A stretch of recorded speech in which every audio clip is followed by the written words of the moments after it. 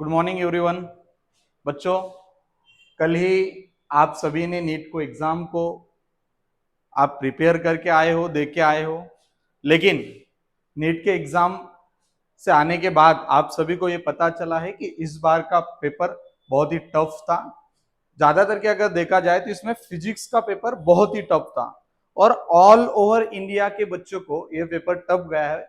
तो इससे ज्यादातर की कोई फर्क नहीं होने वाला, लेकिन कट ऑफ बहुत नीचे आने वाला है। तो डरने की कोई बात नहीं। जो बच्चों ने अच्छा पेपर दिया है उनका रिजल्ट भी अच्छा आने वाला है। उसके साथ ही साथ अगर कोई बच्चा इस नीट में थोड़ा सा स्कोरिंग कम भी कर पाए तो एक्सपेक्टेड कट ऑफ के अनुसार उस बच्चे को एमबीबीएस मिलने के चांसेस भी अच्छे ही रहेंगे। तो इसलिए कोई डरने की चीज नहीं है। और सभी पेरेंट्स से मेरी रिक्वेस्ट है, हम्बल रिक्वेस्ट है कि अगर कोई बच्चा इस टाइम में कोई स्ट्रगल करके पेपर करके आ रहा है तो उसे मेंटली और थोड़ा सा सपोर्ट की जरूरत है।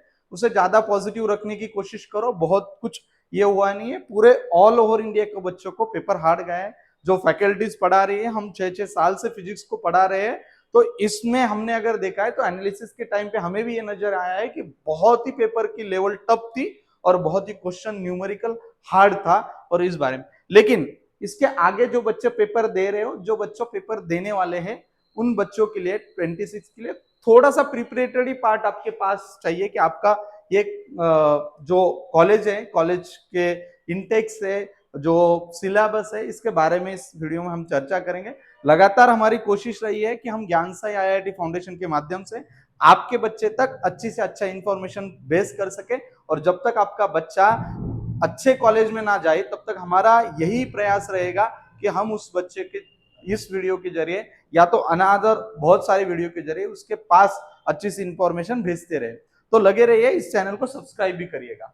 बहुत सारी इंटेक्स आपके सामने मैंने इसके जरिए बनाई हुए। तो दो तरह की इंटेक्स हमें मिलती है। एक मिलती है गवर्नमेंट कॉलेज, जबकि टोटल गवर्नमेंट कॉलेज आपको मिलेंगे 385 और उसमें टोटल सीट्स जो एमबीबीएस के लिए होंगी वो होगी 56,380।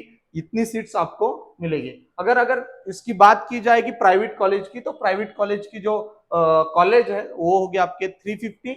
उसके साथ ही साथ उसके जो टोटल इंटेक ऑफ स्टूडेंट्स हैं वो होगी 52,765 स्टूडेंट।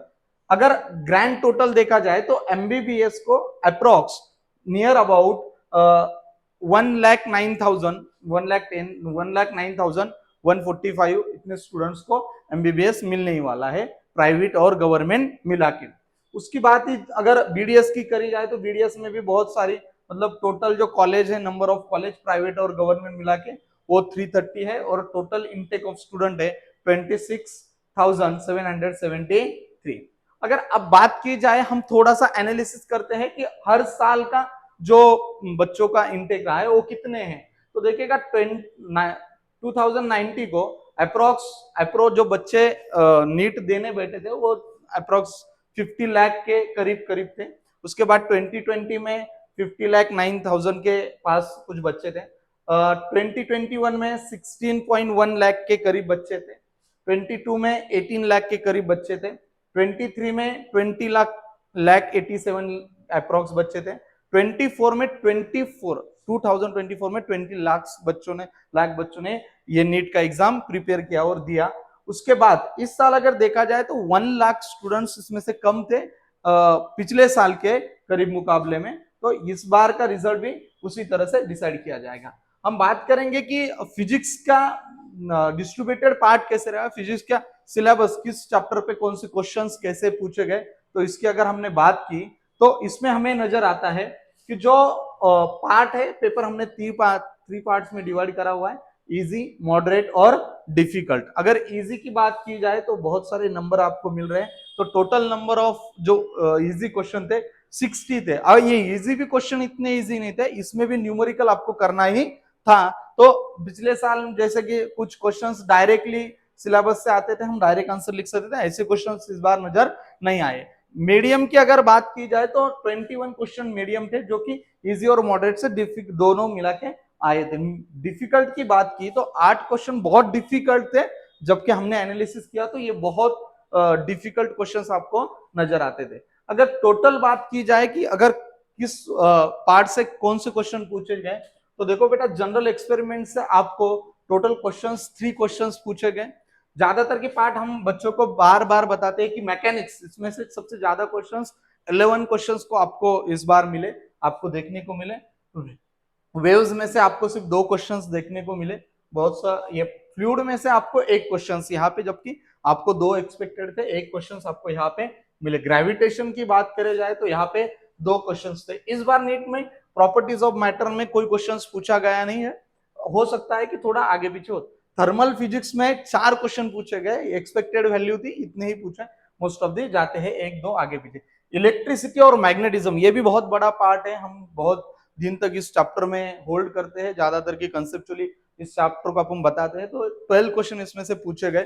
अगर देखा जाए तो ऑप्टिक्स में से अभी आपको 4 क्वेश्चन नजर आए, ये भी अप्रोक्स ये थे। मॉडर्न फिजिक्स की बात की जाए तो 5 क्वेश्चंस आपको यहाँ पे पूछे गए थे, और इलेक्ट्रॉनिक्स की बात करी जाए तो यहाँ पे आपको 2 क्वेश्चंस पूछे हैं। टोटल नंबर ऑफ क्वेश्चंस अगर जाए तो 45। जो बच्चे और प्रिपेयर कर रहे हैं अगले साल के लिए, उन्हें भी ये वैल्यू एडेड क्वेश्चंस बहुत जरूरी होते हैं, क्योंकि पढ़ाई करते वक्त इन चीजों का ध्यान रखना बहुत जरूरी होता है।